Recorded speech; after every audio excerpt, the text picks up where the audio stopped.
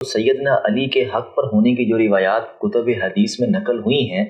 اس پر آپ مختصر کیا کہنا چاہیں گے؟ ان روایات میں بظاہر شیخ البانی بھی اس پہ صحت کا حکم لگاتے ہیں، شعیب الارناؤط بھی صحت کا حکم لگاتے ہیں، تو یہ روایات میں جو حضرت اور بعض روایات تو سیدنا علی سے خود روایت ہیں، وہ جوتی گاٹنے والا واقعہ ہے کہ آپ تعویل قرآن پر قتال کریں گے، اور حضرت علی وہ بھی پیش نہیں کر رہے، تو غامدی صاحب نے جو اس پر ایک رائے دی ہے وہ ایک پینڈورا باکس کھل گیا ہے، تو یہ روایات کہاں سے آ گئی اور صحت بھی ہے؟ تو میں اگر آپ کو کچھ ایسی روایات بتاؤں جن کی صحت پہ ارناؤط بھی ہوں گے اور البانی بھی متفق ہوں گے اور سارے محدثین کا اتفاق ہوگا، اور وہ سیدنا امیر معاویہ کی فضیلت بیان کر رہی ہوں گی، تو پھر کیا کریں گے آپ؟ مثال کے طور پہ اس وقت ہمارا حدیث کے اوپر کام شائع ہوا ہے، اس میں آج تک یہ جو سمجھا جاتا تھا کہ ایک مہدی آئیں گے، ٹھیک ہے نا، اور اس کے اطلاقات بھی لوگوں نے کیے، کسی نے سیدنا عمر بن عبدالعزیز پہ کیا، ہم نے وہ روایات نکال کے بتا دی ہیں جن کا مصداق ہمارے نزدیک سیدنا امیر معاویہ ہیں۔ اچھا جی، صحیح۔ وہاں تو فضیلتیں اور کچھ مناقب بیان ہو رہے ہیں، یہاں تو مہدی جیسے بڑے منصب پر فائز کر دیے، تو کہاں تک جائیں گے؟ صحیح صحیح۔ رسول اللہ صلی اللہ علیہ وسلم فرماتے ہیں کہ میری امت کا گروہ نکلے گا اور وہ پانی کے اوپر ایسے ایسے جہازوں میں ہوگا جو پہلی دفعہ جہاد کرے گا،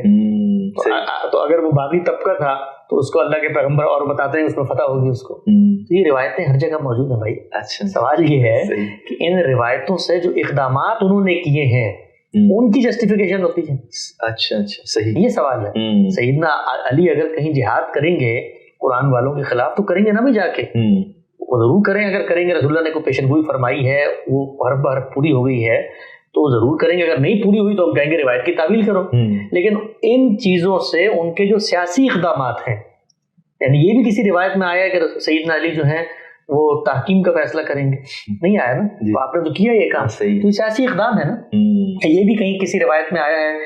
کہ سیدنا علی مالک اشتر کو جو ہے وہ خلیفہ اپنا گورنر مقرر کریں گے، نہیں یار، سیاسی اقدام ہے۔ یہ بھی کہیں پہ آیا ہے کہ مثال کے طور پہ سیدنا حسین جو ہیں اور سیدنا حسن جو ہے اور سیدنا امیر معاویہ کے ساتھ صلح کر لیں، اس سے کوئی فرق نہیں، یہ سیاسی اقدامات ہیں۔ تو جو روایات آئی ہیں ان کے اوپر لوگ تحقیق کریں، اس سے آپ سمجھنا چاہتے ہیں رسول اللہ صلی اللہ علیہ وسلم نے کسی موقع پر امت کو یہ سبق دیا ہو